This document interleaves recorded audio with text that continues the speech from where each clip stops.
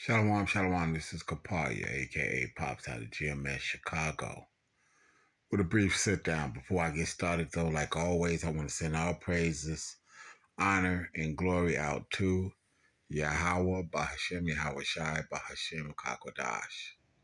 To the apostles and elders of GMS out of New York, I want to send up honors because they do well.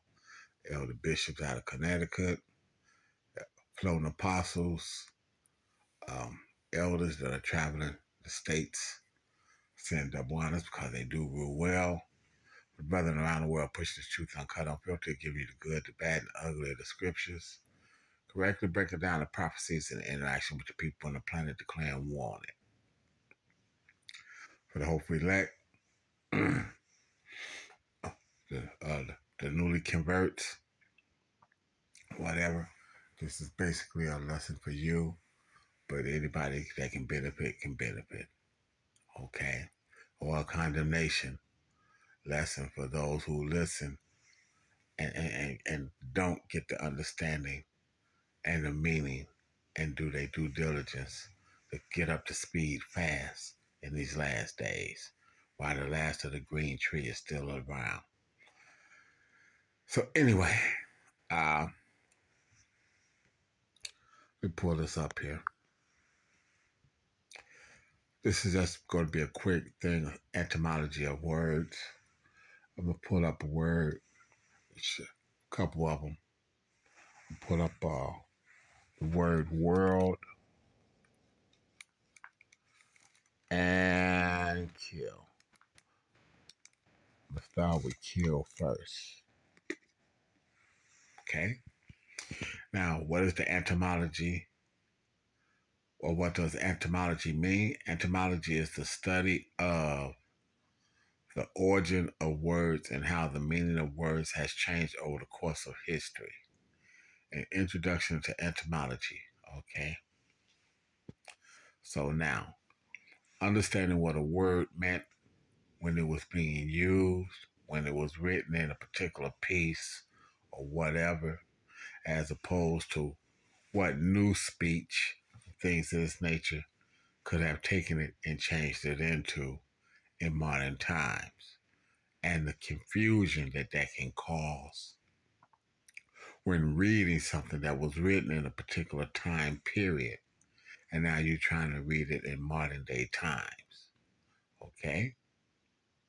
So with that being the case, let's start with the word kill, because of the fact that one of the first commandments is that. Let's go and look at what that is, though. Let's go over here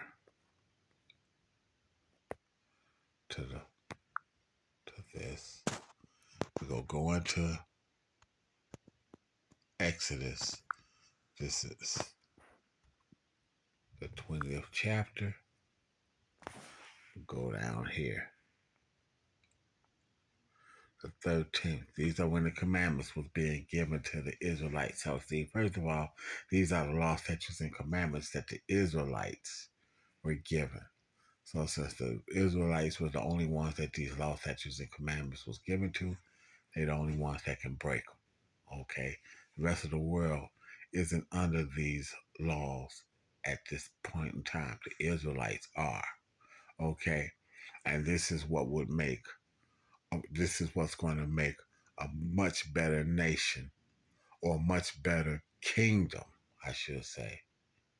A much better kingdom that is coming, as opposed to what's here now under Esau Edom, because he's not governed by these rules. So he can murder and he can murder as he will.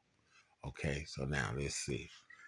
I said we're gonna start with kill. So, but you see in the 13th verse, thou shalt not kill. Let's go look that up.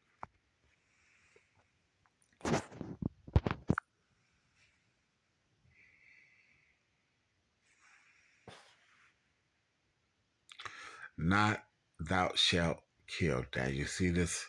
Let's go look at this word here. Let's let it come up. Strong's H 7523. Ratzach. Ratzach. Okay. Strong's 7523.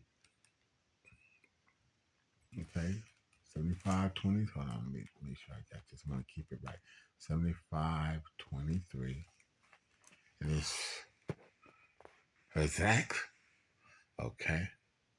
Now, when you go in there and you look that up, you see the number, because, like I said, individual words have corresponding numbers. In the Hebrew, this is H7523, and it says to murder, slay, but then they put kill on the end of it. So you gotta know, even when you're going into uh, uh, this was what, okay? Murder and slay is applicable. Kill is not. Next one, to murder, slay. You see? Premeditated, accidental, avenger, slay. To murder. Murder, assassin. But then down here on the bottom it says to be killed. So as a rule, an Israelite is told to not to murder. Why? Because Israelites were ordered to kill. They were ordered to kill at times. Okay? So one is righteous and one is unrighteous. Okay? Okay. He said, how can you be told how can you say that one is righteous and one is not righteous? Why? Easy. Watch. Let me go here and go here. Pull this up. Let me back out of this. Go from here.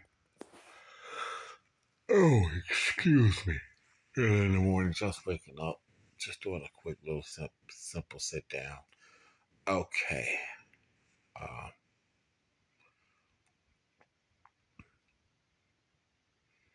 Okay. Train of thought being was,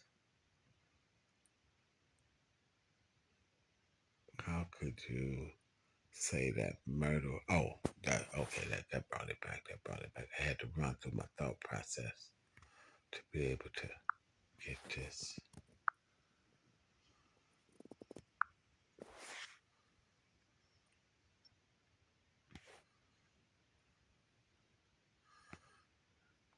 Oops. Hold on. My mistake. I'm going to turn this a different color just so you can see it.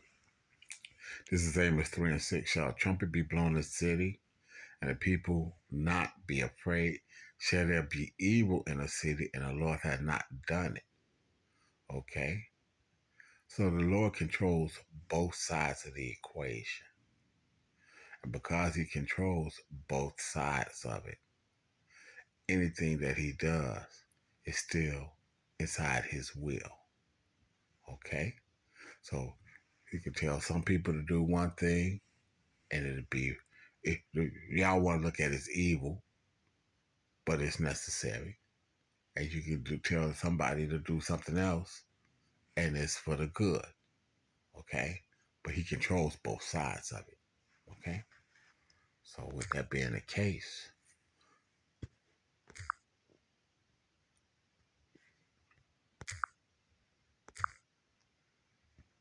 okay? So now, you saw what murder was, right?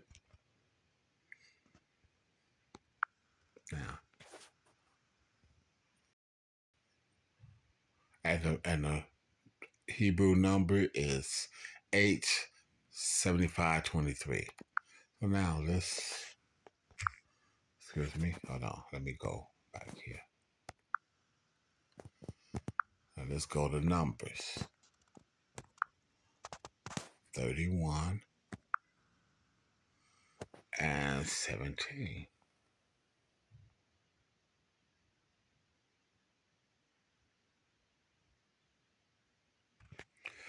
I'm going to start reading at 15, and we go read through.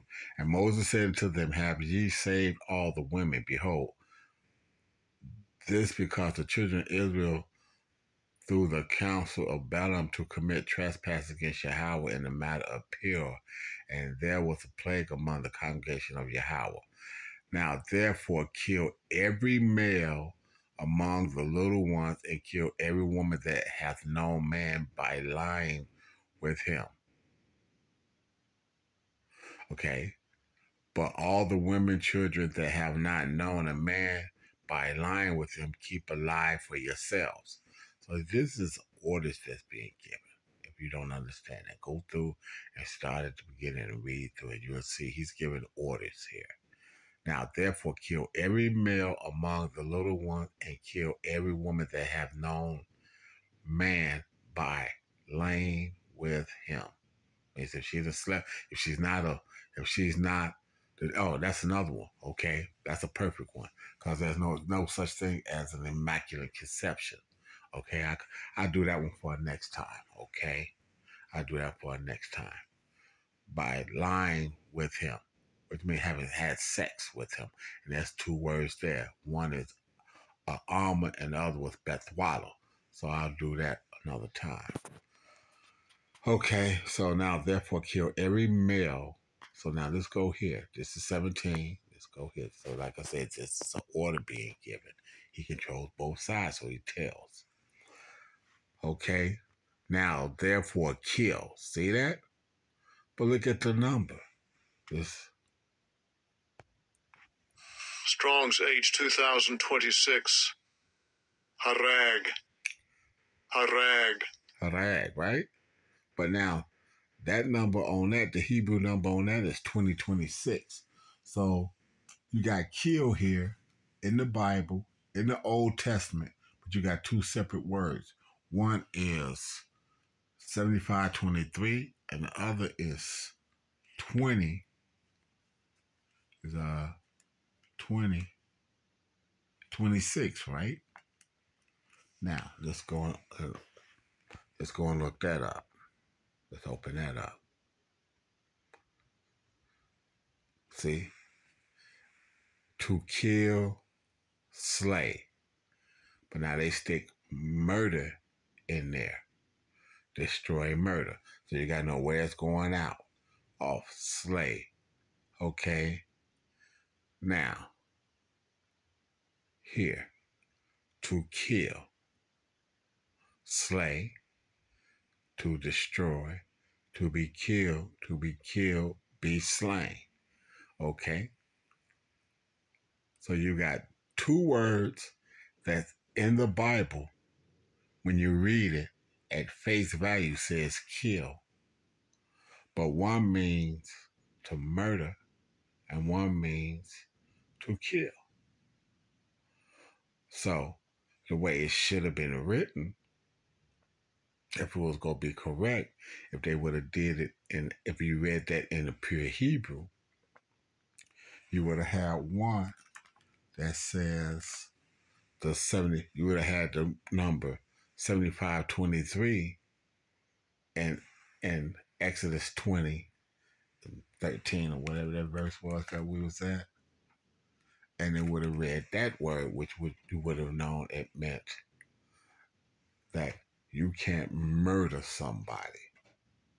Okay? That's an unrighteous act. But if the Lord orders you to kill something, then that's what it is, because he controls life and death anyway. Okay? Said I was going to do two, but I don't know. I think I'm going to leave that one there because that's long enough. That's almost 14 minutes just getting through the words, breaking it down. So I'm going to leave it there with that. Just breaking down that word, kill, and murder. And in the Hebrew, what the difference is. And how when you use these apps to be able to look it up, you have to see where they try to blur the lines on it. Okay? But the only ones that's got to really adhere to this is the Israelites, because the world isn't under their rulership at this time. And this is what's going to make the world such a better place when the Israelites under Yahweh Shai, the King David, the 12, and 144,000.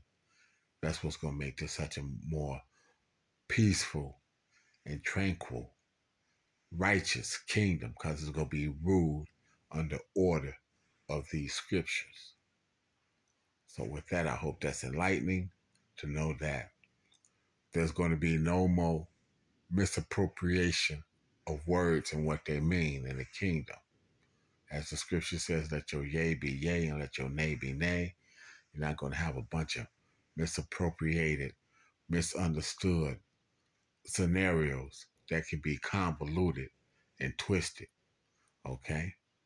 So with that, I want to send all praises, honor, and glory out to Yahweh, Ba'ashem, Yahweh Shai, Ba'ashem, Kakodash, to the apostles and elders of GMS out of New York, elder bishops out of Connecticut. Again, double honors, but hopefully elect. I hope that's edifying. Akwath, pure and true, keep listening.